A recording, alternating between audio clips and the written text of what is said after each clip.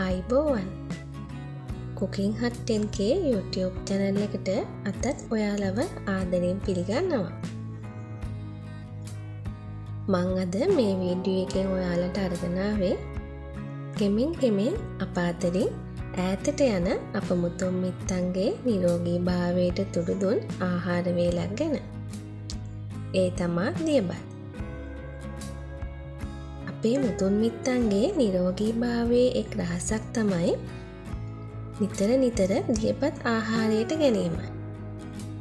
මේ වීඩියෝ එකෙන් ඔයාලට දියබත් හදාගන්න විදිය වගේම දියබත් පිළිබඳවත් පුංචි දැනුවත් කිරීමක් සිදු කරන්න මම බලාපොරොත්තු වෙනවා.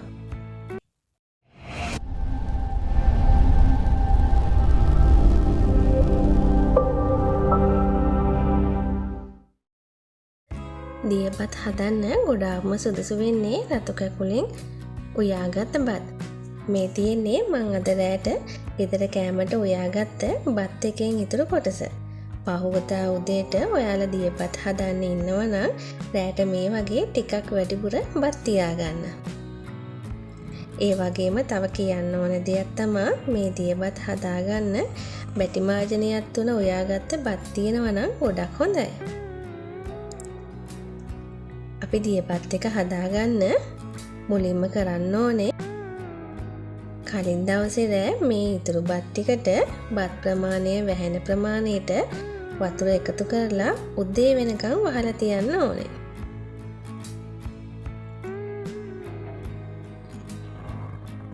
දැන් මම මේකට වතුර එකතු කරගන්නවා. ඔයාලට පේනවා ඇති බත් ප්‍රමාණය වැහෙන ගානටම මම වතුර එකතු කරගත්තා. දැන් මේක වහලා තියලා උදේට අපි දියබත් එක හදාගන්න සූදානම් වෙමු.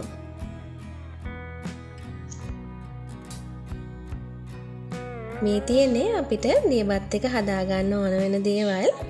මෙතන තියෙනවා අම්මිරිස් කරල් 3ක්, ඒ වගේම රතු ලුණු, අපිට දෙහි ගෙඩියක යුෂ අවශ්‍ය වෙනවා. ඒ වගේම කුඩු කරගත්ත උඹලකට ටිකකුත් දාගන්නවා මන් දියබත් එක හදාගන්න. එතකොට හරිම රසයි. මේ තියෙන්නේ කලින් දවසේ රෑ වතුර දාලා තියාගත්ත ඉතුරු රතු කැකුළු බත් ටික. අපි මේකෙන් තමයි අද දියබත් එක හදාගන්න යන්නේ. දියබත් එක හදාගන්න පොල් කිරි අවශ්‍ය වෙනවා. අපි මේ දියබත් එකේ තියෙන වතුර ටික පෙරලා අරගෙන ඒ වතුරෙන් තමයි පොල් ටික මිරික ගන්නෙ. දැන් මම බත් එකේ තියෙන වතුර ටික මේ විදිහට පෙරා ගන්නවා.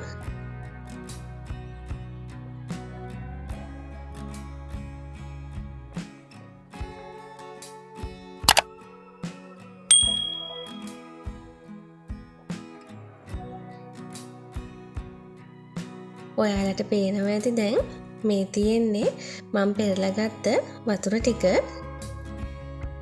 මේකෙන් තමයි දැන් මං දියබත හදාගන්න ඕන පොල් ටික මිරික ගන්න හදන්නේ.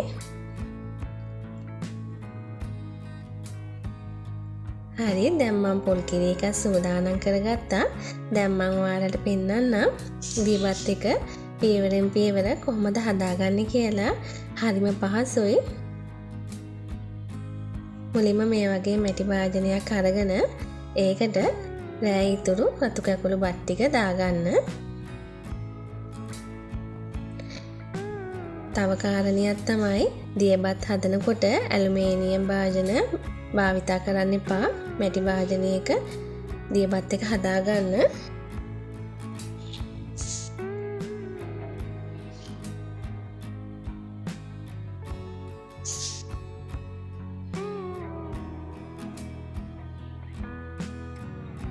ඊළඟට අපි කලින් පෙන්නපු අමුද්‍රව්‍ය එකින් එක මේකට එකතු කරගන්න ඕනේ. ඔයාලට පේනවා ඇති මම රතු ලුණු ටික මේ වගේ චූටියට කපා ගත්තා. දැන් ඒක එකතු කරනවා. ඊළඟට අපි අම්මිරිස් ටිකත් එකතු කරගන්න ඕනේ. ඒකත් මේ වගේ හීනියට පොඩියට කපාගෙන තියෙන්නේ. දැන් මේ වෙලාවේදී මම උම්බලකට ටිකත් මේකට එකතු කරගන්නවා.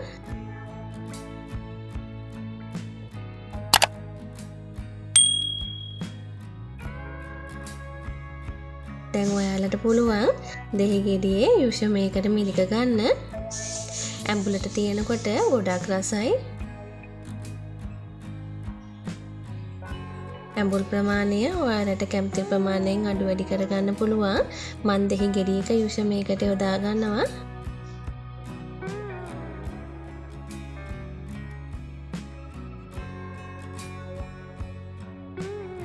ඊළඟට මන් දැන් මේ රස අණු ලුණු එකතු කරගත්තා. දැන් අවසානයේදී පොල් කිරි ටික එකතු කරගන්නවා. දැන් හොඳින් මේක පොල් කටු හැන්දකින් කලවම් කරගන්න. හරි ඉක්මනින්ම සූදානම් කරගෙනත් ඉවරයි. මේ වෙලාවේදී ලුණු ඇඹුල් රස බලලා ඔයාලට ලුණු දෙහි එකතු කරගන්න පුළුවන්. බතේ ගානටම කිරි දාගන්න ඕනේ අපි.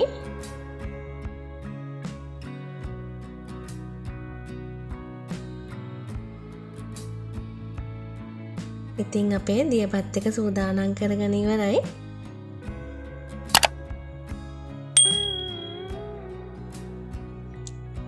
මම වීඩියෝ එකේ මුලින් සඳහන් කළා වගේ අපේ මුතුන් මිත්තන්ගේ නිරෝගීභාවයේ එක් රහසක් තමයි නිතර දියබත් ආහාරයට ගැනීම. ඔවුන් මෙය උදෑසන ප්‍රධාන ආහාරය ලෙස කෑමට ගත්තා. මේ හේතුවෙන් ශාරීරික උෂ්ණ අධික නොවීම, අමිල පිත්තේ හෙවත් ગેස්ට්‍රයිටිස් රෝගයෙන් පීඩා නොවිඳීම වැනි වාසි ලබා ගත්තා.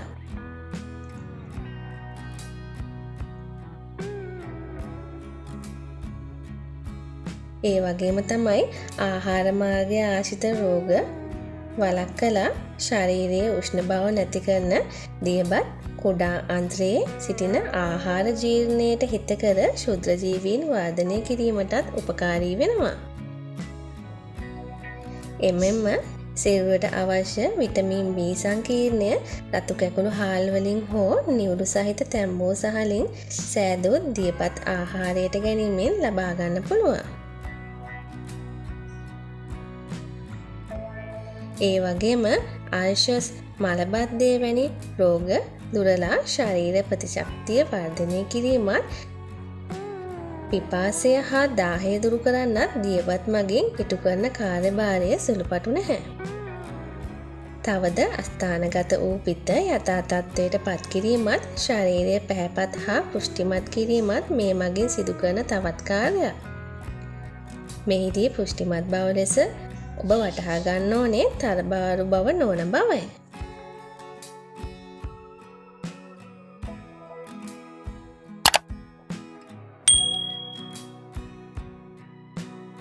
ඉතින් මේ වගේ හොඳ ආහාර රටාවක් අපේ ජීවිතයට එකතු කරගෙන සෞඛ්‍ය සම්පන්න ජීවිතයක් ගත කරන්න අපිත් පුරුදු වෙමු.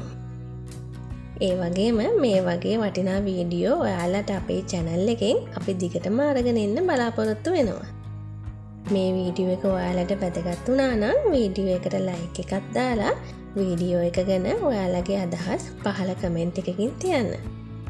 අපිව තාම සබ්ස්ක්‍රයිබ් කරලා නැත්නම් මේ වගේ වීඩියෝ දිගටම බලන්න අපිව සබ්ස්ක්‍රයිබ් කරලා බෙල් බටන් එකත් ක්ලික් කරලා තියන්න.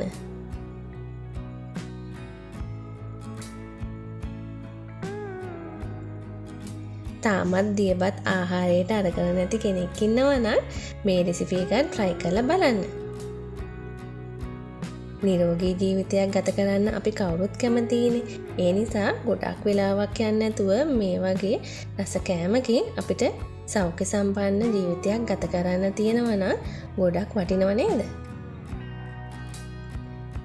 ඉතින් ආරාධනා කරනවා අපිත් එක්ක දිගටම රැඳිලා ඉන්න කියලා. ඔයාලා හැමෝටම සුබ දවසක්.